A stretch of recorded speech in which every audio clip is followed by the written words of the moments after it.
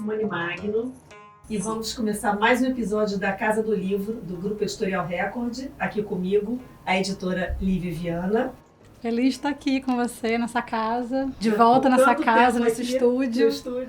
E a Débora Diniz, que está com a gente, não está aqui dentro da Casa do Livro, está um pouquinho longe, está na tela, um pouquinho longe do Brasil, mas está com a gente. Ela está lançando um livro novo, Esperança Feminista, esse livro lindo, com esse projeto gráfico maravilhoso. E eu queria começar com vocês duas falando um pouco sobre esse encontro que deu nesse livro, que o livro é assinado pela Débora Diniz e a Ivone Gebara, duas feministas, e a Lívia Viana também, uma super feminista, fizeram esse livro, que é um livro de encontros. Um livro dividido em 12 capítulos, que são 12 verbos, que, como a Débora diz no livro, é um verbiário. E eu queria então que vocês explicassem um pouco esse processo. Como funcionou isso, né? Esses encontros que deram em 12 verbos, e como foi essa edição para chegar a esse livro que está aqui, que já está nas livrarias. Eu vou falar da reunião, né? Do encontro. Quem vai falar é a Débora, porque é um encontro muito pessoal, muito bonito entre elas. É uma coisa muito específica, altamente emocionante. E eu vou falar só da reunião entre elas, né? Porque eu, como editora da Rosa dos Tempos, um selo feminista que, enfim, super pioneiro, que vem dos anos 90, quem inaugura é Rosemarie Muraro, uma grande feminista. A gente retomou a Rosa dos Tempos em 2018. Um ano muito delicado para o Brasil, um ano que a gente foi muito atacado. E eu lembro da gente estar em janeiro de 2018, lançando o selo, né? Lançando a Rosa dos Tempos, relançando a Rosa dos Tempos. E eu fiz uma caravana feminista com a Márcia Tiburi, que nossa convidada também hoje, né? E a gente fez essa caravana feminista pelo Brasil. A gente foi norte, nordeste, a gente foi para tudo quanto é canto com a caravana para levar a Rosa dos Tempos ao público leitor, que não conhecia a Rosa dos Tempos dos anos 90, a maior parte não conhecia. E foi muito emocionante esse corpo a corpo de uma editora feminista criando os seus fãs, assim, as suas fãs. Eram muitas mulheres de base, assim, pessoas que ainda não se enxergavam como feministas. E nesse lançamento da Rosa dos Tempos, o primeiro livro que a gente fez foi o Feminismo em Comum, por isso que eu rodei o país com a Márcia Tiburi, que é um livro que a Márcia escreveu, que é super didático, curtinho, sobre feminismo, e marcou era. Muita gente leu o livro na época, foi muito importante. E eu vejo agora o Esperança Feminista na Rosa dos Tempos numa importância muito parecida com o Feminismo em Comum. Porque eu vejo que é um livro que também vai marcar a sua época, também vai ser aquele livro que está todo mundo lendo, assim, aquele livro que as pessoas começam a comentar. O livro mal chegou, mal saiu, e já está tendo todo esse burburinho. A própria Márcia Tiburi pediu para ler antes mesmo do livro estar nas ruas. Então, existe uma comoção em torno desses livros, que são livros que vão falar do feminismo, não de uma forma didática, mas de uma forma que te convida ao feminismo, te leva para dentro do feminismo.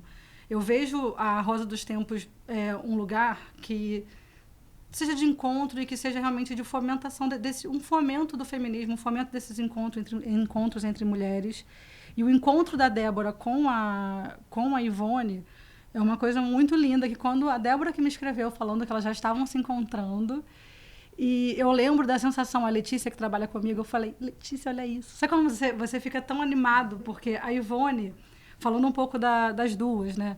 Dessa reunião que é muito emocionante para quem para quem é editor de um livro, de um selo feminista, encontrar essas duas, né? Conseguir reunir dois nomes como elas em livro, é muito emocionante, porque são duas mulheres muito atuantes no feminismo, né? A Débora, ela, enfim, vai, além de cientista acadêmica, ela vai para um fronte da luta feminista, né? Ela vai para uma atuação em busca dos direitos das mulheres, que é tão importante, tão necessário, que ela incomoda, né? Tanto que Débora não está no Brasil no momento, de tanto que ela incomodou, uma atuação muito veemente. A Ivone é a mesma coisa. A Ivone Gebara, ela é um cânone do feminismo brasileiro, assim, e ela também foi muito perseguida por suas ideias, assim, ela é uma teóloga, né, feminista, ela recebeu uma sanção do Vaticano por conta da atuação no fronte que ela teve, né? Ela realmente batalhou pela questão da descriminalização do aborto, que é uma coisa que a Débora também batalha muito. Então, são duas mulheres que estão para além do campo teórico. Já seria muito importante cada uma delas se elas estivessem só atuando no campo teórico. Mas são duas mulheres que estão na ativa e que realmente elas estão no fronte pelo feminismo, e para a Rosa dos Tempos, publicar essas duas mulheres é mais do que importante, é necessário. Assim, eu olho para esse livro dentro de um selo como a Rosa dos Tempos e eu penso, não podia ser diferente, sabe? Que bom que elas estão reunidas aqui, juntas nesse selo. Então, do meu ponto de vista, eu vejo a importância dessa reunião, que é sumária, assim, para o feminismo. Mas o encontro entre elas é muito específico. A Débora vai contar para a gente, porque é belíssimo. Conte, Débora. Obrigada pela sua introdução, Lívia. E ela é uma história ela é uma história do encontro, na verdade, no mesmo tempo histórico, mas de uma maneira intergeracional, né? Ivone e eu somos duas mulheres maduras, de cabelo branco. Ivone está perto dos seus 80 e eu nos 50. E eu me fiz feminista ouvindo falar da Ivone, mas nós não nos conhecemos. Esse livro é o nosso encontro, né? E aqui ela é um encontro que toca a editora, né? Toca a Lívia. Então eu gosto muito como você descreveu, Simone, de que é um livro das três. É um livro do selo, é um livro, mas que a Lívia teve um papel fundamental para esse encontro. Então, a história ela pode ser muito longa, no sentido de que a Ivone faz parte de todo um feminismo que existe hoje no Brasil. E de um feminismo que, o feminismo laico, que eu chamaria o meu, né, meio civilizatório, de mulheres de privilégio, conversou muito mal, que era o feminismo das mulheres de fé, e que é o feminismo do mundo vivido pelas mulheres. Então, por isso eu sempre ouvi falar dela, mas conhecia muito pouco a possibilidade, imaginava muito pouco a possibilidade de um encontro. E durante a pandemia, na desorganização das nossas vidas, no momento do auge da pandemia, em 2020, me perdoe, um grupo de mulheres de fé, de comunidades religiosas muito diferentes, resolveu fazer um evento. Como elas poderiam conversar, responder o que estava acontecendo no vivido sobre as mulheres. E elas me convidaram como uma feminista laica. Então havia diferentes filiações religiosas, ali estava a Ivone. Quando terminou o evento, nós ficamos no Zoom, como agora, conversando. E aí eu contei a ela, eu disse, olha, é um segredo que talvez a senhora não saiba, mas é um segredo. Quando eu era criança e adolescente, eu tive a família do meu pai é uma família pequenininha, só teve uma irmã, e ela era uma monja carmelita. O Carmelo é uma ordem da Igreja Católica das mais restritas, né? Elas vivem em clausura, elas não conversam, elas não saem. Aquele era um tempo em que, inclusive, você tinha muitas grades para conversar com elas. E esse mosteiro ficava na comunidade em que a Ivone trabalhava como uma missionária nos anos 80. E eu disse a ela, quando eu ia ao mosteiro visitar as monjas, elas falavam daquela irmã, daquela freira que o Vaticano tinha colocado um dos piores castigos da história. Aquela irmã, que é a Ivone, ela é a única freira da Igreja Católica na história que levou um voto de silêncio e de desterro. Ela foi obrigada a sair do país, ela sofreu um processo canônico de investigação e o castigo dela era que ela não podia falar. Ela tinha que estudar para aprender a ser uma teóloga melhor. E ela foi a única levada a esse castigo nos anos 90 e que não foi expulsa da igreja.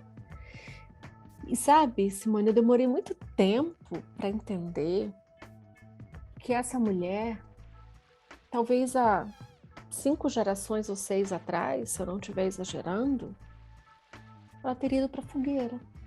Uhum. Então essa mulher é mais do que uma ancestralidade para mim que estou viva hoje. Ela é a ancestralidade do pensamento dentro de uma colonialidade religiosa sobre como se conformava a vida das mulheres. Então ela é uma sobrevivente de uma história, ela é a sobrevivente de uma coragem de palavra. Ivone nunca desdisse o que disse. E dentro de ter sido feito uma mulher sozinha num desterro, ela teve a abertura de se encontrar com alguém tão distante dela que era ele. E aí, nós juntas começamos a pensar o que nós podíamos fazer juntas, quando eu conto a ela essa história de que a nossa vida tinha se cruzado sem que ela soubesse e que hoje se cruzava de uma maneira estranha, que era a minha vida, também no desterro, por uma história de perseguição, né? A palavra feminista. Aí ela disse, vamos fazer encontros, quase como se fossem encontros de oração, né? Da maneira que ela descreve. E aí nós passamos todas as sextas-feiras, durante 12 semanas, nós nos encontrávamos no Zoom e uma multidão aparecia, mas uma multidão que jamais ia me ouvir, estava ali pela Ivone, que era isso que dizia Lívia, eram mulheres campesinas, mulheres de comunidades de base, de grupos religiosos, e elas é que trouxeram essa pergunta, como cultivar a esperança feminista? A pergunta veio delas para nós. E esperança eu não confundo com otimismo. Esperança é um exercício cotidiano diante dos elementos do real para a sobrevivência e para a transformação. E aí nós pensamos, por onde nós falamos, sem definir o que é esperança? É como se exercita a esperança. E qualquer exercício político pede verbos. E foi daí que nós pensamos, vamos falar verbos feministas. Só para terminar, quando eu disse, Ivone, quais vão ser os verbos? Olha o tamanho do verbiário da língua portuguesa. Eu disse, ela, né? Você escolhe o que você quiser. Eu quero 2. Eu quero 3, na verdade, ela disse. Eu disse, eu quero lembrar, que diz muito, né? Ela disse, eu quero celebrar e eu quero desobedecer. Os outros 9 você inventa. Então, a mim, aquilo foi de uma provocação tão grande, porque celebrar não estaria na minha contrição do meu feminismo, entende? Ia estar outras coisas, ia estar aprender, ia estar... Mas ela me trouxe lembrar, a gente tem que lembrar para saber quem somos, onde estamos, desobedecer, e esse é o último verbo do livro, né? Que é a própria vida da Ivone, mas também celebrar. E celebrar foi o verbo mais difícil para mim, porque o patriarcado ele faz isso. Ele faz que a gente esqueça da importância da alegria para a vida, né? Porque é nela que traz. É como se fosse proibido celebrar porque há sofrimento, há dor. Então, isso para mim foi uma enorme lição no processo de escrita desse livro com a Ivone. Quando esse processo de escrita, ele lembra uma conversa, né? O texto de vocês é de um jeito fluido, como se estivessem conversando com essas mulheres nesses encontros. É um pouco isso. Foi assim, e a Ivone, e aqui contando segredos, né, do livro, a Ivone tinha uma pressa imensa. O tempo da palavra para a Ivone era o tempo do instante. Então, quando a gente procura a Lívia diz, o tempo de vocês é 1º de março. 1º de março, a Ivone tinha o livro pronto. E ela eu, no meu outro tempo, né? Já tinha uma urgência na palavra. Ela dizia, as pessoas estão nos esperando, Débora. E aí, uma história interessante por trás é que nós tínhamos feito os seminários orais, mas eu queria voltar cada coisa que tinha sido dita, que as pessoas tinham falado, que as mulheres tinham dito. Eu disse, Ivone, eu preciso de mais tempo para reescrever. Ela passou, Simone, a me ligar todas as semanas, às sextas-feiras. E ela dizia, que capítulo você terminou? E eu, às vezes, não tinha terminado. E aí eu mentia, né? Eu dizia, terminei esse.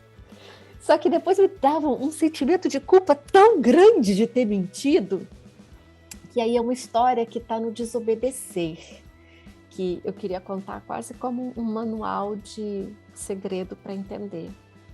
Quando a Ivone foi mandada para outro país, em castigo de silêncio, para estudar, um grupo de milhares de pessoas anônimas começou a escrever para ela com abelhas. As pessoas mandavam desenhos, mandavam fotografia, escreviam cartão e diziam que o trabalho que ela fazia era como um trabalho de uma abelhinha, que tinha muito mais gente, que não ia desaparecer pelo castigo que ela levava. Aí eu comecei a fazer isso. Eu mentia e eu escrevia um cartão de abelhinha para ela, dizendo: ó, eu estou mentindo.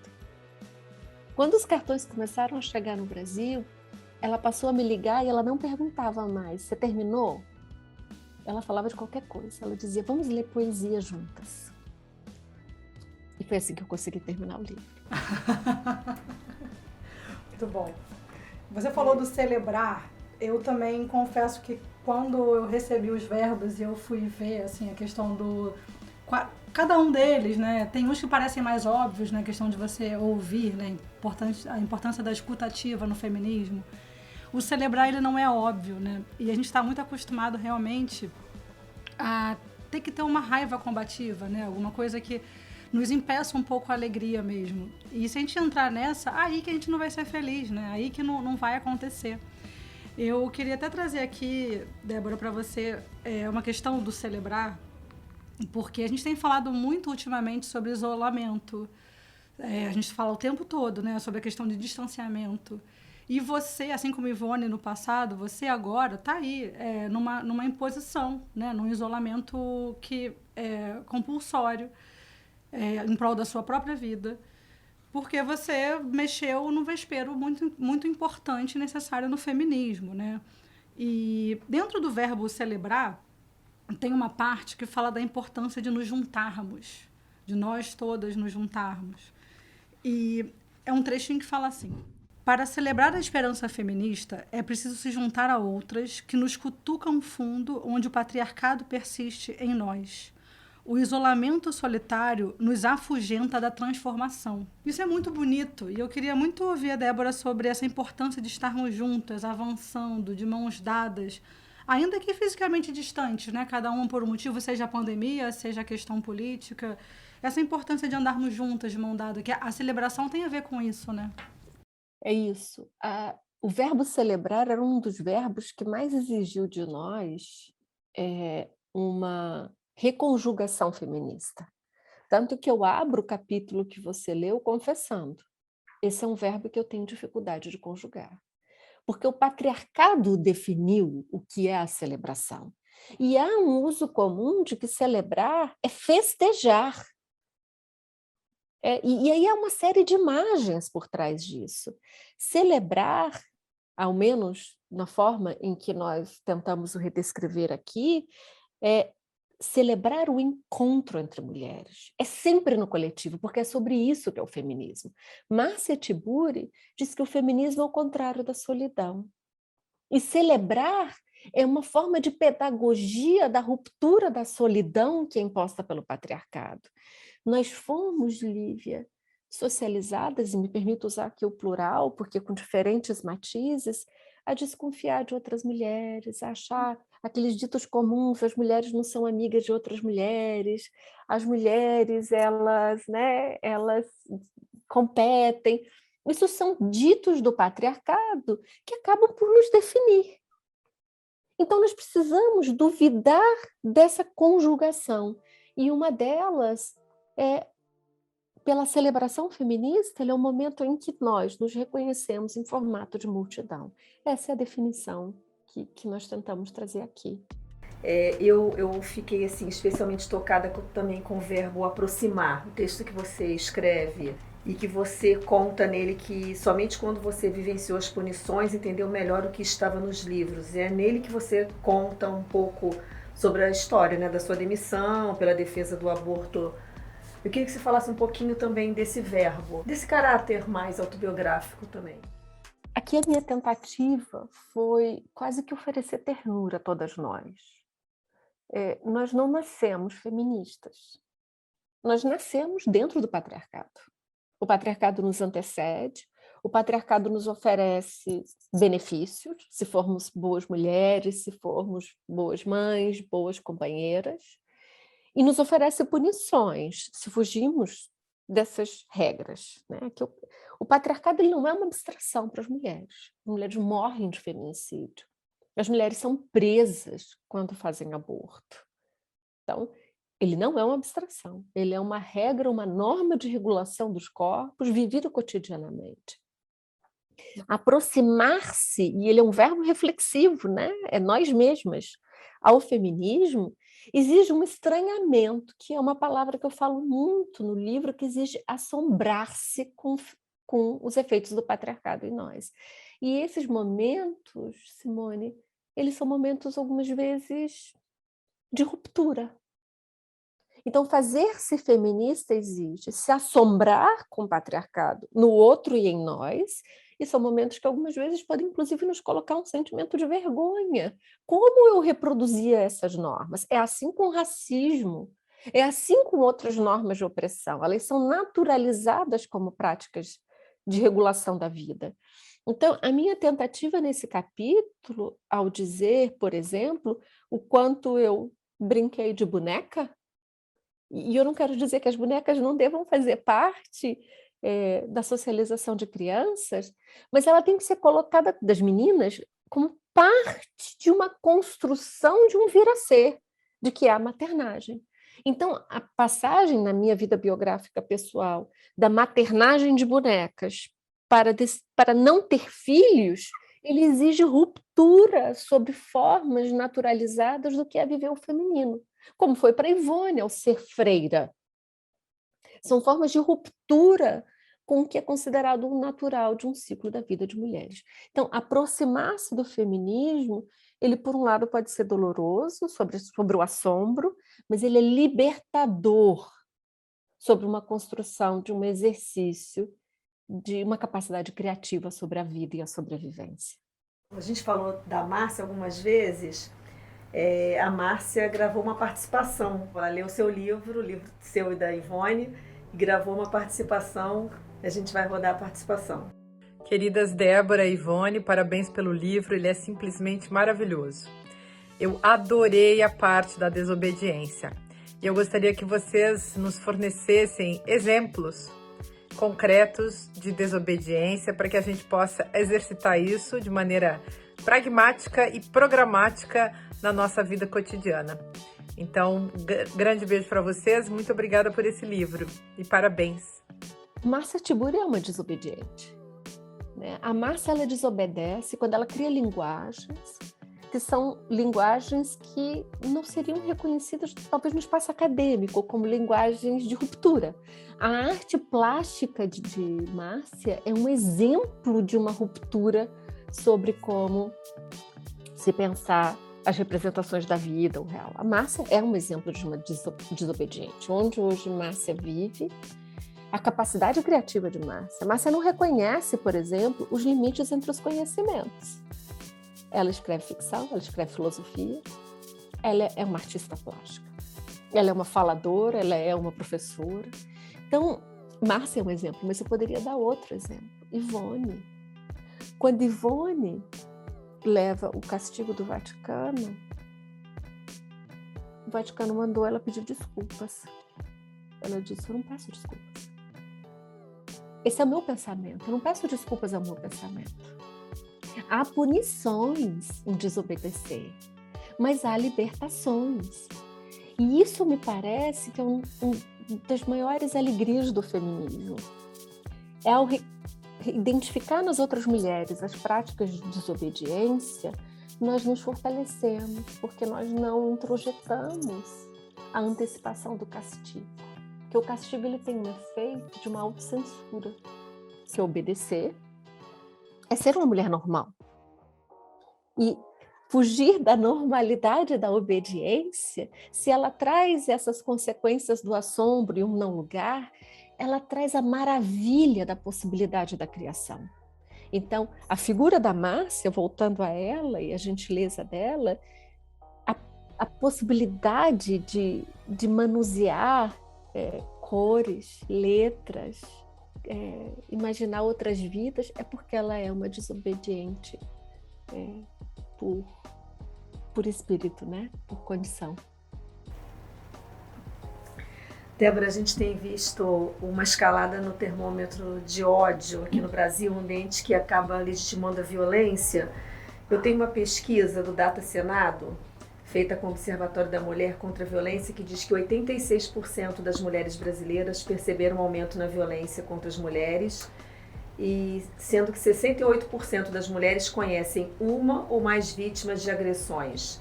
Esses números são de dezembro de 2021, números assustadores. Na sua opinião, como pesquisadora, como mulher, feminista, ativista, qual a maior urgência do feminismo brasileiro hoje para que a gente consiga enfrentar esses números de frente e transformar essa realidade? Qualquer agenda que a gente defina qual é a urgência para a vida das mulheres, ela é sempre uma agenda de alguma maneira arbitrária, né, Simone? Mas eu não tenho nenhuma dúvida que todas as questões que levam à morte das mulheres são a nossa prioridade. Então, o feminicídio é uma delas, a criminalização do aborto é outra.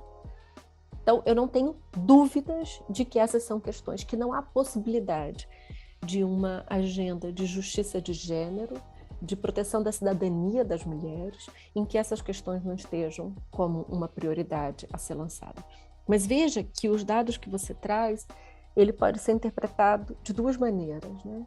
Uma é que nós temos essa magnitude absurda de mulheres que sofrem violência e que há um crescimento da violência, mas também há um crescimento da conscientização de que práticas naturalizadas não são mais toleradas. E é isso que faz o feminismo. Então, nós tanto podemos dizer que há um aumento da violência, porque aumentou-se o número de mulheres que sofrem, mas também que algo está se transformando no vivido e tolerado pelas mulheres como práticas de obediência, e elas estão passando a desobedecer o regime de classificação de opressão aos seus corpos. Estão dizendo isso que antes era considerado um dever das mulheres de ter relações sexuais com seus maridos, é agora chamado estupro marital. Isso que era chamado de práticas excessivas obstétricas é chamado de violência obstétrica. Isso que antes era chamado de sofrer assédio na rua como natural dos homens, agora tem um nome, e assédio não é tolerado. Então, a simples expressão não é uma transformação de vocabulário para as meninas e para as mulheres.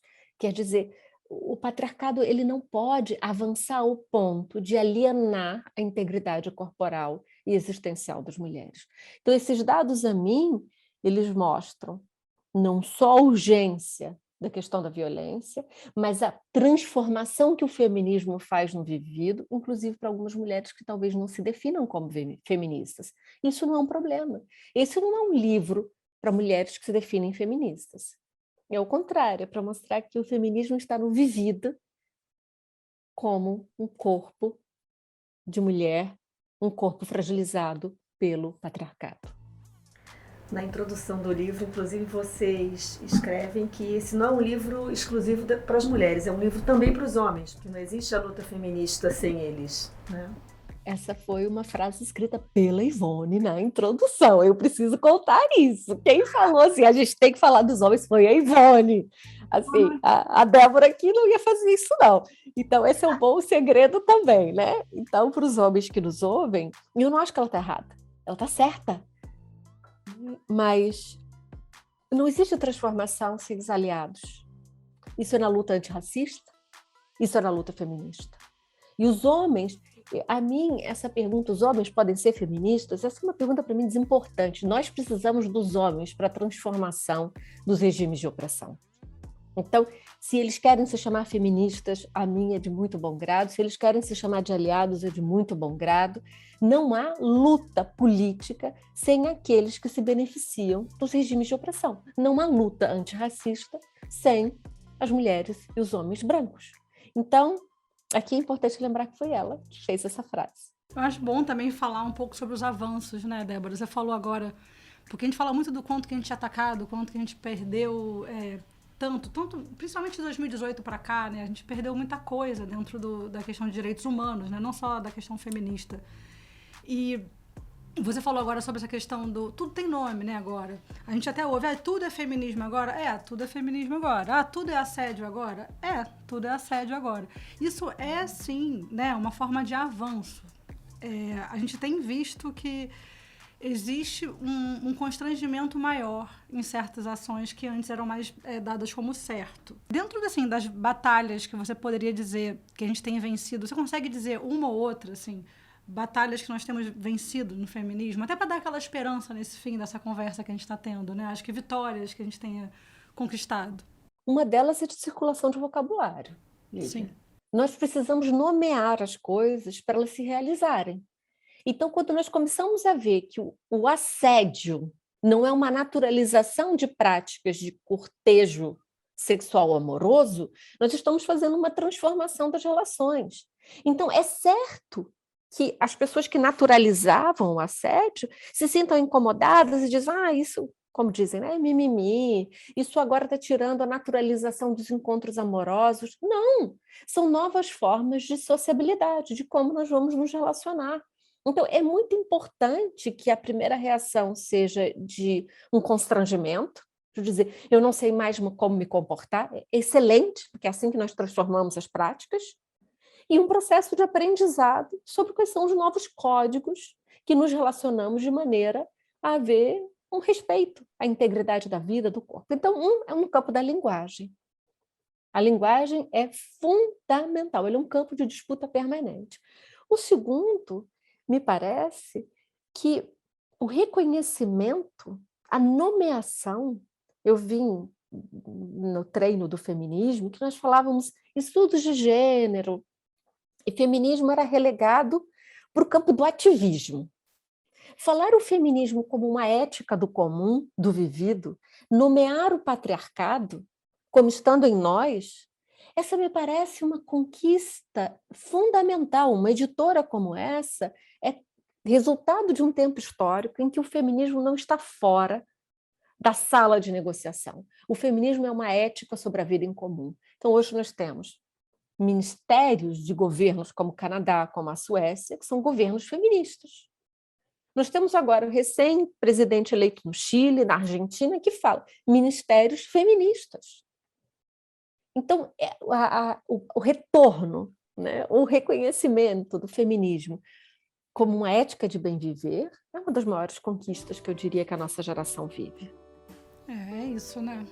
A gente podia ficar horas e horas aqui ainda. Eu mesmo, conforme Débora foi falando, já fui anotando aqui até da questão antirracista, né? A importância de nós, mulheres brancas, estarem o tempo todo realmente olhando em volta, né? E nesse sentido é muito bom também a gente trazer conosco Carla Cotirene, que é uma pensadora genial baiana. A Carla, ela tá nesse livro, Na Orelha, e ela foi muito generosa na orelha dela ao escrever. Uma parte muito bonita que ela fala, que é: convido você a entrar nas páginas deste Esperança Feminista batendo folhas.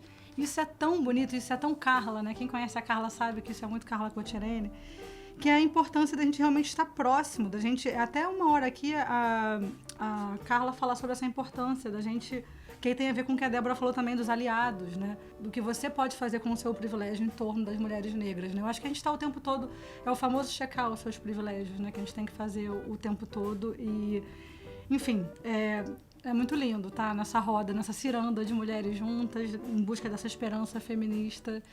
E obrigada, né? Obrigada, Simone, por ter me recebido aqui, Débora, por ter topado gravar com a gente. E é muito emocionante, Débora, tá vendo tudo isso nascer, essa esperança e esse encontro. Eu sou muito, muito grata a isso. Obrigada, de verdade.